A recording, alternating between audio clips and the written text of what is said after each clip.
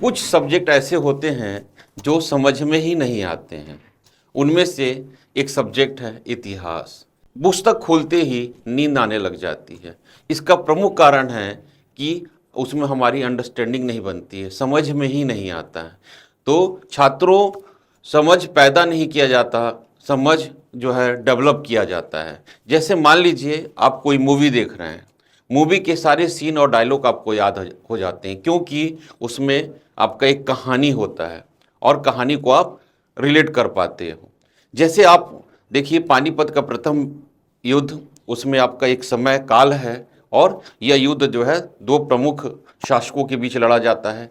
एक तरफ बाबर है, छोटी सी सैनिक टुकड़ी है और उसके साथ टेक्नोलॉजी है। दूसरी ओर इब्राहिम लोदी है, घमंडी शासक है, विशाल सेना है, बट टेक्नोलॉजी का अभाव नहीं है।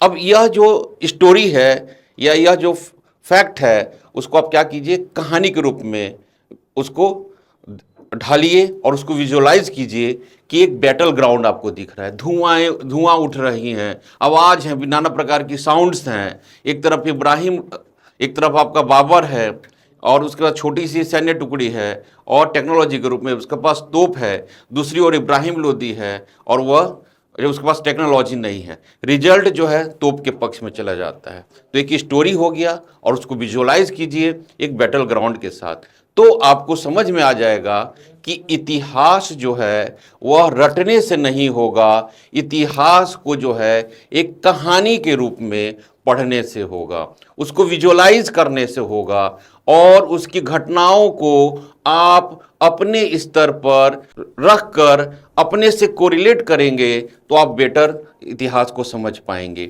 इसलिए छात्रों, आप इतिहास को रटिए मत, उसको विजुअलाइज कीजिए, स्टोरी फॉर्म में उसको विजुअलाइज कीजिए और अपने से कोरिलेट कीजिए। देखिएगा कि अपने आप इतिहास में जो है इंटरेस्ट डेवलप हो जाएगा और इतिहास एक बहुत रोचक सब्जेक्ट आपको लगने लगेगी।